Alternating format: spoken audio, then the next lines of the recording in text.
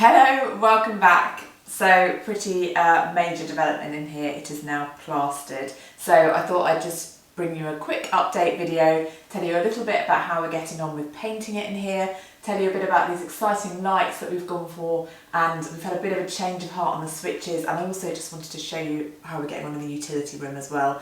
But on the plastering front, I am only joking. I did not plaster this myself, and I absolutely wouldn't. There's no way I would take this on.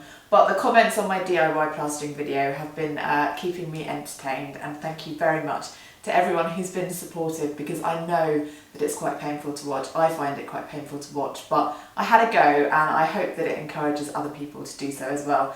And those of you who've made slightly less positive comments, I'm pretty sure you didn't watch it the whole way through, because there's no way that I'm going to put any plasterers out of business.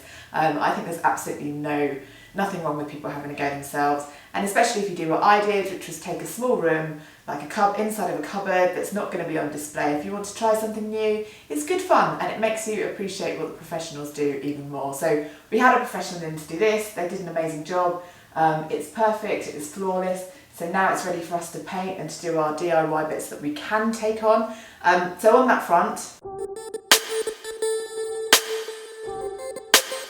ta-da! So there we go, this is what we've been doing today. It's now the evening, but we've gone from that fresh plaster to having done our first coat, which is the mist coat basically. Quick word about paint. If you've been following the series, you'll know that when we painted upstairs in the bedroom, we didn't get on too great because we went for the cheapest contract matte available, thinking we were saving ourselves a few pounds, and we learnt that that actually wasn't the best thing to do. So this time round, we consulted my dad. He suggested going for this paint here, which is the Leyland one, Super Latex, and it's basically designed for new plaster.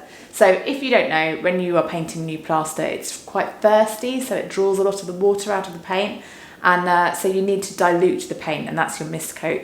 But there's a lot of disagreement with how much you need to dilute the cake, and that the answer is that it really depends on the paint. But in the case of this one, although when we looked at in forums online, everyone said, oh, you've always got to go for 50-50 dilution with a mist coat. This one actually, because it's designed for new plaster, you only needed to dilute it by 10%. So we've gone by the book, we went to the manufacturer's website, looked at what they suggested on their data sheets, and it's been a complete dream. It's been a completely different experience to upstairs where we were picking out flaky bits, and it was just a bit of a nightmare really. And consequently, we've managed to do the whole room and the ceiling in a day. So we're really happy, got our first coat on, looks really good, and we're feeling positive and actually enjoying it as much as you possibly can, painting on the weekend. Another fantastic discovery we've made this time round renovating is to do with the lights. Now, we've gone for downlighters in here because we've got quite a low ceiling, so we felt that that worked best. And the ones that we've chosen have a special thing about them I'll tell you about in a sec. But we've gone for white, actually, which is the first time we've done this. Usually we would go for the chrome bevel, but actually we felt in here, if you've got the white, they just kind of disappear and they look really good. Whereas if you've got the chrome bevel, then they actually stand out a bit more and they ruin that kind of streamlined, more minimalist look that people are going for these days. Now, I'm not an electrician, but I'll just show you very quickly how simple they are. So this is a brand called JCC. We bought our first box of these from Rexall Senate, and then we actually shopped around. It took quite a bit more effort, but we managed to find them a bit cheaper in the end. And they were about £16 from Rexall Senate and about £13 from CEF, so a bit of a saving to be had there. But they come in these two parts. So this is the bit that's hardwired in, that disappears up into your ceiling, and then that connects, they're quick release, so that connects to this bit here. And that's the beauty of it, that you can take this bit out really quickly, in and out really quickly once that bit's installed. So they just fit up into your ceiling like this. And then you can see how easy that is to take out. They've also got an option on them while they're installed in the ceiling. You can actually change the colour of them. Just pressing this button here, so we've got quite white light at the moment, but you can actually change that. There's another option on this, and they're dimmable as well, so that's another great feature. Right, socket and C, put a sock in it. Any other socket puns, put them in the comments down below. Yeah, so another thing that we've slightly changed tact on from our experience renovating upstairs and renovating downstairs is the sockets. You may have seen in the other renovation we did, we went for some quite classy, quite pricey chrome plated sockets, which we thought would really, make the room. And they were coming in at about £25 for the ones that had the USB points in. We then tallied up how many of those we needed to buy or wanted to buy in here, and it came to quite a lot of money.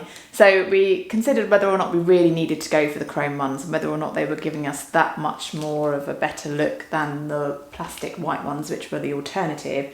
And we came to the conclusion, much like the ceiling, that actually the white ones just are much more kind of low-key and minimalist, and they don't stick out as much as the other ones. And that's a good thing, given that the other ones need polishing. They smear quite easily and they scratch quite easily as well. So just worth bearing in mind if you're in the process of choosing sockets. I think they also look really fantastic in some places, but one of the ones we spent £25 on upstairs is now hidden in our wardrobe, which is a bit of a painful point for us.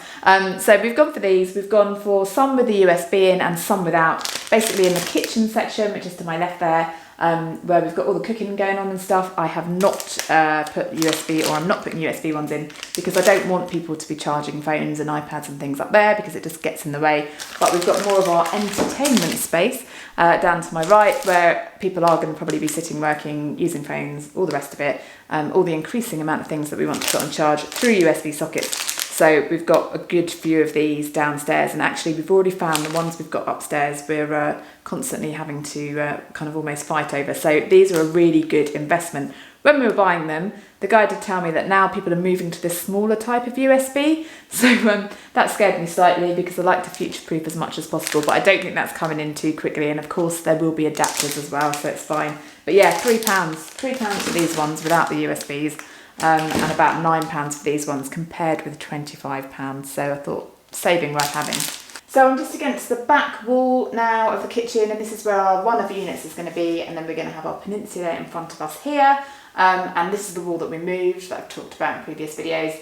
So we've slightly shrunk the utility room and slightly extended the kitchen space, because it just meant we could fit everything in a bit better. But now this is something that I've always wanted to be able to say. Let me show you our utility room.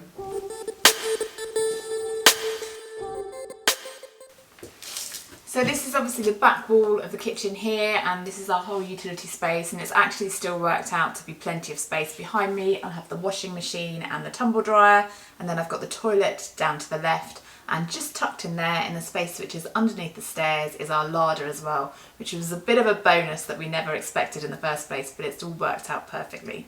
This is where the old hallway wall used to be, and then the kitchen started behind me just here. But as we've extended the kitchen, we decided to extend the hallway as well, because otherwise it was a bit disproportionate to the room. So now we've moved it back to here. And we've gone for the widest doorway we could in this space here, because that opens it out nicely into the kitchen. And we've actually got a view from the front door down to the end of the kitchen, which is really nice. Also, once we've moved the peninsula bit behind me, which is part of the old kitchen, over into its new position on the other side of the kitchen, we'll actually have a walkway through the whole way down, and you'll be able to get down from the front door round to the bifold doors really easily, which will be a nice flow of traffic. So there we go, that's our home renovation, house extension, kitchen renovation update. I hope you enjoyed that and found it useful, perhaps if you're doing something similar yourself. But by now, you know the drill. If you liked this video, please do hit that like button. Don't forget to subscribe, come back very soon. Don't forget to tap the bell to get notifications of the next video and all those things. But thank you so much for watching. Also, would love your feedback, by the way. If you're doing similar things, what choices are you making? Let me know in the comments down below. That's all for today though. Bye bye for now.